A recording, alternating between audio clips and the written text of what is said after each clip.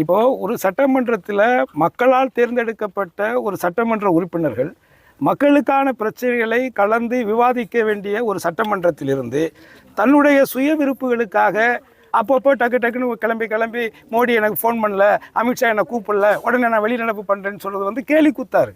அவர்களுக்கு வாக்களித்தவர்களை சட்டமன்ற உறுப்பினராக ஆக்கிய அந்த மக்களை அவமானப்படுத்துகிறது அனைத்து இந்திய அண்ணா திராவிட முன்னேற்ற கழகம், குறிப்பாக சும்மா எடப்பாடி அவர்கள்ங்கிறது என்னுடைய கருத்து. அவரோட தேர்தல் அறிக்கை எப்படி பார்க்குறீங்க? அதிமுக தேர்தல் அறிக்கை கொடுத்தது பழைய சொரக்கா தானேங்க, இதில் என்ன புதுசாக இருக்குது? சட்டியில் இருந்தால் தானே ஆப்பையில் வரும்.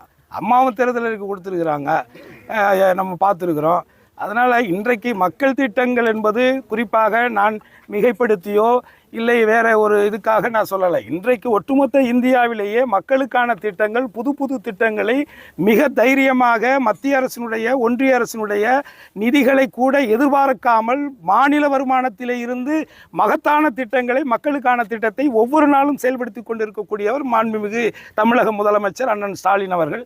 ஆகவே அவருடைய திட்டங்கள் மக்களிடத்திலே சென்றடைஞ்சிருக்குது, சென்றுகிட்டே இருக்குது. இன்னும் தொடர்ச்சியாக கோரிக்கை வைத்த திட்டங்களை விட மக்கள் எதிர்பார்க்காத திட்டங்களை எல்லாம் கொடுத்து, இப்போ குறிப்பாக இப்போ பென்ஷன் தொகைகளெல்லாம் அறிவித்த திட்டங்கள் இப்படி நம்ம சொல்லிகிட்டே இருக்கலாம்.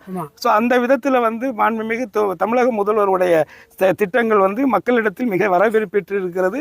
அதே நேரத்தில் வரக்கூடிய தேர்தலுக்கான அவருடைய தேர்தல் அறிக்கையிலும் தேர்தல் திட்டங்கள் வந்து மிக பிரமாதமாக இந்தியாவை உற்று நோக்கக்கூடிய ஒரு அறிக்கையாக அது இருக்குன்னு நான் நம்புகிறேன். நமக்கு மாண்புமிகு தமிழக முதல்வருடைய ஆட்சி நல்லாட்சி நடக்குது, இந்த ஆட்சி தொடரணும். இன்னொன்று, பாஜக RSS போன்ற சங்பரிவார கூட்டத்துக்கிட்ட இருந்து இந்த தமிழ்நாட்டை காப்பாற்றுறதுக்கான தைரியம் இன்னைக்கு இருக்கக்கூடிய ஒரே தலைவர் மாண்புமிகு தமிழக முதல்வர் ஸ்டாலின் மட்டும்தான்.